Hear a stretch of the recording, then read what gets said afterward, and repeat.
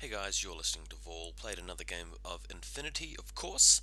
This time against Jason, also known as Admiral JCJF, the Admiral on the forums.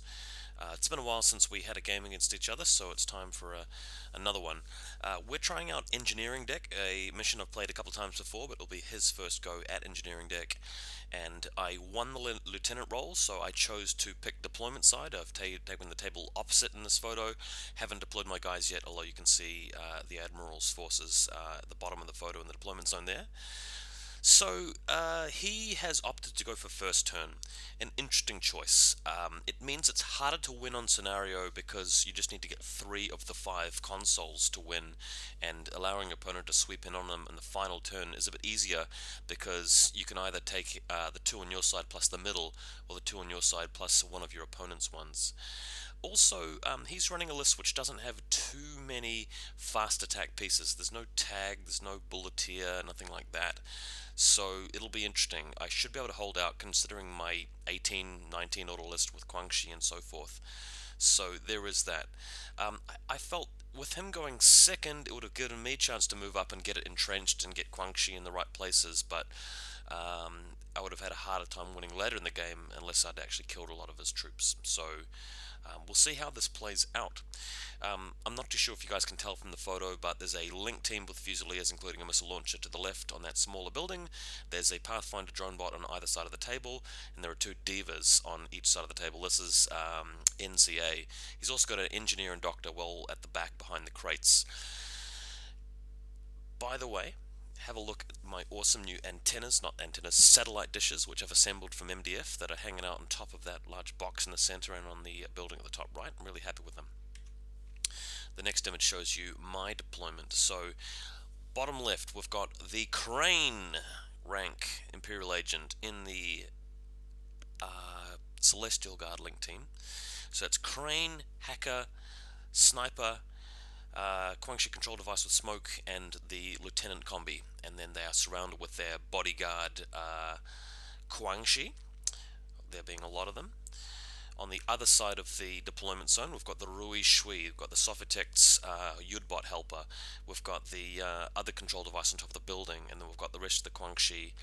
And if we move on, we'll see his reserve trooper, which is the model is an Aquila Guard, but it's actually proxying as a Blackfriar with multi-rifle. So there you go. Then you've got my reserve trooper, which is a Canren, sporting the double hollow echo, running of course the forward observer version of the Canren, as I quite like to. Prone, of course, behind these little walls on my deployment zone, looking to move out in the late game to get that objective you can see to the top left of this picture. Moving right along, so the Admiral beginning the turn with a coordinated order to push up the field efficiently with a lot of troops. Since I'm not the type of player to leave a lot of guys out to do deterrent AROs, he's moving up freely with his Diva Spitfire, his Blackfriar multi-rifle, and his drone bots as well, moving in position to get into hack the consoles. Another image we'll show you here, also included in the coordinated order, is a mysterious TO camo marker. Wonder what it could be. Then we find out later on that it is a Hexer with a Spitfire getting in there behind the car. And it's a bit of a giveaway because he was moving forward with his TO camo marker, only going 4 inches and then 2 inches. But his second short skill takes him to the car. I detect him with a discover from the link team sniper rifle further back, and then it becomes a firefight. So with him shooting at me, although I start at bliss skill 11, going to 14 from the link, possibly plus 3 for range with the sniper. No, it wasn't the sniper that was shooting back. It was, yeah, it was the sniper rifle actually. But minus another 6 from the TO camo, and of course he's just shooting me at straight, I think 12s, I believe it is, with his Spitfire. So he managed to kill my model there, getting a wound through in the end. Carrying on, there's a Pathfinder attempting to get some points out of this left-hand side on his deployment zone console, with the HVT looking on as he smokes a cigarette or does whatever he does there, checks his Facebook, and watches as the Pathfinder successfully takes the objective. Then after that, the other Pathfinder on the other side of the table also goes for the symmetrical objective over here, and it doesn't manage to pass it, managing to fail the roll a couple of times with the whip check of only 12 required. You can also see the Spitfire Hexer hanging out in this photo as well. They're about to go into suppression fire mode with a final command token. So my opponent actually burning through all of his command tokens but one. He saves the last one for an order pool shift, a command group shift in the following turn. So that brings us then to a situation where he's left his biometric visor, Blackfriar chap out in the field, suppression fire with the multi-rifle. He's suppression fire with the victorious Hexer Spitfire and the Pathfinder, and not pictured in this image is a Diva with Spitfire very close to my deployment zone on the other side of the table, also on suppression fire. But then, in Group 2, we have another TO camo marker moving forward, which is yet another Hexer, this time with a killer hacking device, apparently able to hack the doors, even though it's a killer hacker. And, doesn't actually hack the doors, uses its specialist ability to open all doors simultaneously, which manages to put him to position where, if we go through the next image, just position himself so he can walk inside the room behind that yellow crate and go back into camo mode, which is quite cool. Then we come to my turn. So what can happen here is that I've got a Sophitect who can actually revive the dead Celestial Guard, or the unconscious Celestial Guard, but unfortunately I'm staring down two models. There's a Spitfire and a Pathfinder, both in suppression fire, and it's just on the edge of 24 inches, can't quite guess the range very effectively. A Guangxi's moving out in the impetuous phase and getting shot, as you can see here, and that was within 24, so there you go. Interestingly enough, so none of the other Guangxi get hit on this side of the table. Actually, no, the one with the yellow shirt at the top right there moves around the crate and gets killed also. But what we have now is the wonderful crane, and I haven't talked to you guys much about the crane before, but even though the Sujian is extremely powerful and possibly too powerful, I sometimes run the crane instead as my alt list for the tournament that I run, because the crane allows you to really shred things at long range. It's very defensive, and it can be more survivable because you're not getting into any hot spots compared to the Sujian. So it starts at ballistic skill 13, goes up to 16 for the link. If you're at long range, doesn't matter, it's got an X visor. And then it's rolling 5 dice. So what happens here is it pokes its head around the corner. We've also got a Prisma image for this, which I'll bring in, and shoots at the Hexer. Now the Hexer turns out to be not in range of suppression fire. So with me shooting at him, I'm -6 for TO and another 3 for cover, putting me down to, I believe, needing 4s to hit if you factor in the suppression fire mode as well, even though he wasn't in range, I believe. Anyway, with 2 attempts, and with him attempting to dodge as well, the Spitfire doesn't actually kill the Hexer, because I keep rolling like really high numbers, even though I'm like rolling 5 dice at a time.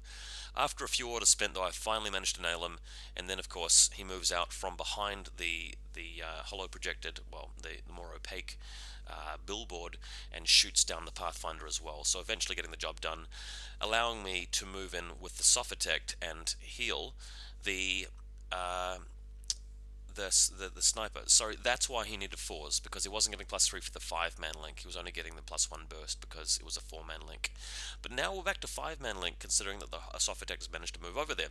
So continuing on with the Sophitect, she's now moving out and trying to actually clear the objective, but failing the willpower check and not securing the objective this turn, which was annoying. Also, when the Sophitect moves through past here where the door, there's a line of sight through the door, that baits my opponent to attacking me with the Hexer Killer Hacker in the objective room, which was previously in camo mode. This is important because if he shoots me and gets me, I've got no wound incapacitation, so I'm not going to die outright. But if I win the roll somehow with my combi rifle and get a crit, it takes him out straight away. But more importantly, by baiting him into revealing himself, we go to the next image where a ninja killer hacker comes out of hidden deployment and attacks the enemy Hexer with a Trinity, which is really cool because he's responsible with a red run, dropping my willpower down to 10, but I'm on 3 dice to his 1, and with a hit getting through from the Trinity, eliminates the hacker in mid of the room, which is a great result for me. So really quite happy with that play. Carrying on though, what I decided to do after reviving the sniper is move the crane back to his original position and just keep everybody hunkered down, because I've managed to eliminate 3 models at this point, and the 1 model that he killed I've revived. Losing 2 Guangxi is not too big a deal, because he started out with, between 10 and 15 orders. I started out with like 19, 17, 18, 19, around about that much, and still well above 15 orders on my side, so I'm pretty happy with that result. Next up, spending a lot of orders in the second group. Enhanced fire going down on the Ruishui. We've already put a template, in the previous photo, which I'd skipped past. There was a long-range smoke being landed down there in front of the building. If you could see at the very top of the photo from the smoke grenade launcher from this side of the table. It's at long range, but with a link and two dice, it's just not hard to get it off. So then the Ruishui can move out and actually fire at the Diva. Now, getting to this image here where there's a Ruishui with enhanced fire and a smoke grenade in front of the building, look at the staircase at the top right of the photo. Prior to me taking the photo, there was actually a model there. It did die in the firefight, but here's what happened. Moving out, it's my 4 dice against his 3 dice from suppression fire. I'm +3 for range, ignoring cover, but -3 for suppression, so I'm needing 12s. He's shooting back at me, needing 9s, just against cover only, and I forgot that he had MSV2. I don't even know why I bothered putting the smoke there, but I just completely forgot about his multi-spectral visor. It's very rare for me to come up against Divas in general, so he shot me with 2 crits. But luckily there's a Yudbot next to it, so spend the next order, the Sophitek repairs the Ruishui, has another go at it. Again, a crit from my opponent, so the Ruishui goes down a second time, which means that I revive it a second time with the the Sophitek, meanwhile using those orders to get the Sophitek into a different location slightly, and then the third time finally gunning down the Diva, which tries to turn on NWI, but the marksmanship level 2 has shock, and that removes him. Finally gets him. Alright, so back to NCA for turn 2 for Pano, and moving around with the engineer now to move through, and there's, I don't like to set up a lot of arrows. The engineer moves across to the drone bot and spends about 4 or 5 orders traveling between the drone bot and the objective, simultaneously, alternatingly trying to go for the bot, then the objective, and back again. He failed the attempt on the objective, failed it on the bot, so the bot was removed, I think, by the end of it. No, he did repair the bot, excuse me. He did repair the bot. But I think he failed the roll on the objective like 2 or 3 times before finally get it. So I feel like we're a little bit even there, because with my failed attempts to actually kill his Diva, just chewing through so many orders, he's also chewed through a lot of orders trying to get the objective. So both of our attempts have been stalled by dice, but we were successful in the end with what we were trying to do in our turns. So next up, there's a link team here with Fusiliers. Yet another TO camo marker comes out of hidden deployment and climbs down from the building, since there's nothing opposing it, and walks across the field. We discover that it's a Hexa sniper, and he shoots long range through the building at a distant Guangxi, realizes that he's in a saturation zone through the engineering deck room, and rolls 1 dice, which does connect and kill the Guangxi, mind you. So that's a success from the Hexa multi-sniper. And then we're setting up a position here where he moves his Pathfinder behind the building, and the engineer is hanging out safely behind this piece of scenery, which is effectively the console. We were playing the consoles as modeled, so true line of sight. If the console modeling blocks part of your figure, you may claim cover.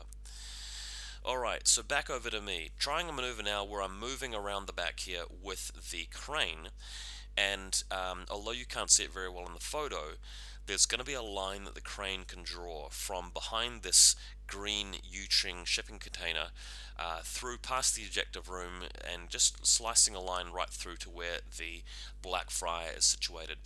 5 dice from me against his 1 dice, managed to connect with a hit. He passes the armor save and shrinks like a coward back into cover, so didn't manage to kill him this turn. But if we move further along, the crane gets around here, and I move the link leader over to the multi-sniper, and with 3 sniper bullets into the engineer, hanging out behind the console, destroys the engineer, luckily, because then engineer can't repair that bot recurrently. More Guangxi having moved out as well. Carrying on though, so now we're at a point where the crane moves all the way up to the building, and I make a blunder here because I used my second short skill to come actually within range of line of sight of the Pathfinder, forgetting that it was there, and he shot me with the combi rifle and did a rune. So that's just a blunder from me. With another auto spin from the crane here, I shoot him to bits with the Spitfire. And then yet another blunder from me, just an unforced error, realizing that the crane moving up to the side door of the building didn't actually have line of sight to the Blackfriar through the angle there. You can't really, I didn't take a photo of it, but there was no way for me to achieve that. So moving on, I decided to move the cannon around the other side of the building in preparation for going for that objective later in the game, and moving the Rui Shui, as you can see, a little bit further up, going into suppression fire mode, and also advancing a Guangxi to the side of the door. The point being that Blackfriar, who has survived, if it moves to the door of the engineering room, will have to take some shots in the Rui Shui. If it moves out closer to my deployment zone, it's going to have to contend with a chain rifle from the Guangxi, and only if it managed to beat the Guangxi and the Rui Shui, it's going to get into range of the Ninja and the crane, which is in the link team. So I'm pretty sure I can defend against this one Blackfriar. Moving on, you can see a bit of an overview here of where I'm situated. Unfortunately, due to my poor preparation with the link team, they are all over the show. I've got a control device smoke launcher next to the objective. I've got a hacker standing nearby out in the open with his dick hanging in the wind. He's recently hacked the console, so it's success there. I've got a 5th member with a combi rifle. It's the lieutenant behind the green crate in the center of the photo, with the sniper rifle taking up a position in cover, so at least I've got that. But yeah, not really happy with this turn in general and the way I've chosen to move my troops. So another thing that I've done with the secondary group is move the Sophitect all the way around to his side of the table on the flank, because a lot of his models are dead around the side. He's got nothing around here. To the top left of the photo, though, you can barely see the black silhouette of a missile launcher Fusilier, which it does have line of sight to the edge of this blue crate if I was to move around it with a Sophitect. So I'm going to have to put smoke down in that lane of fire before I can move her on to the objective in the last turn of the game to score and seal up a win. So that if I lose my smoke launcher, that might not be possible. Alright, so next up, we've got a situation here where I'm trying to react to him, and he's moving up now with the Diva Lieutenant, and, we've actually got the multi-sniper facing off against the Hexer, and you can't see it in this photo, so we'll go to the next photo where the Hexer has actually taken a wound here, because it's the Hexer's 2 dice versus the Celestial Guard Link Team's 2 dice, and even with Tio Camo, it's not quite as bad for Yu Cheng as you'd think. The Hexer, I believe, is Ballistic Skill 12, is getting +3 for range, -3 for cover, so just 2 dice needing 12s. Whereas the Celestial Guard is Ballistic Skill 14 from being in a 5-man link, +3 for range, -3 for cover, and then -6 for TO. So he's 2 dice on 12s, I'm 2 dice on 8s.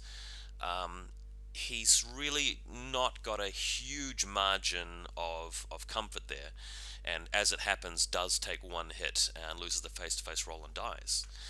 So then you've got the Blackfriar trying to take on the Rui Shui, and unfortunately this is where luck starts to swing in my favor, the Rui Shui with a suppression fire getting a crit. And again, like, it's his 3 dice against my 3 dice. I'm Ballistic Skill 12, -3 for range, needing 9s or less. His rifle is basically at -6 for cover and shooting at suppression fire, so it's not great odds for the Blackfriar, and he's taking a shot from the Guangxi as he walks past, so loses the Blackfriar. And then he's moving up with his Diva, and this is the Lieutenant, and the Diva has NWI and a combi rifle, but he's shooting at the, again, 5-man link team with a combi rifle. So we're both at long range, but I'm effectively Ballistic Skill 14 and he's got no cover. So actually, in this case, even though I've got 2 dice to his 3, I started winning the face-to-face roles.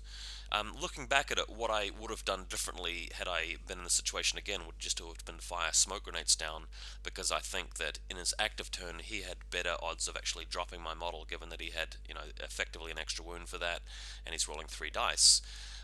But as it happened, just used the combi rifle anyway and managed to slug him in the chest and get rid of his model here in his final turn. So then you've got things getting a bit desperate for NCA, where he moves down from the building with his 5-man link team. They're all walking forward desperately to get line of sight into the building and to cover the objectives, but there's a lone sniper rifle here. Well, I say lone sniper rifle when it's in a 5-man link team, just gutting them all with no cover. So she just goes to town on them all, just blasting them, putting a slug into the link leader. The missile launcher tries to move up, that gets shot to pieces as well. So by the end of the turn, he's only got 2 models left. So after that, since the dice kind of snowballed in my favor, it was pretty easy just to move the Canren onto the objective on the right-hand wing and secure that. The Sophatect on his side of the table to pick up an objective which was previously held by him and bringing it back to ISS. And then finally the Ninja in the middle of the table, picking me up 4 consoles to his 1, and of course me securing the central room. I picked up the classified for experimental drug, and he picked up the classified for test run. So we both got a classified each, but I get 5 points for more consoles and 3 for the room.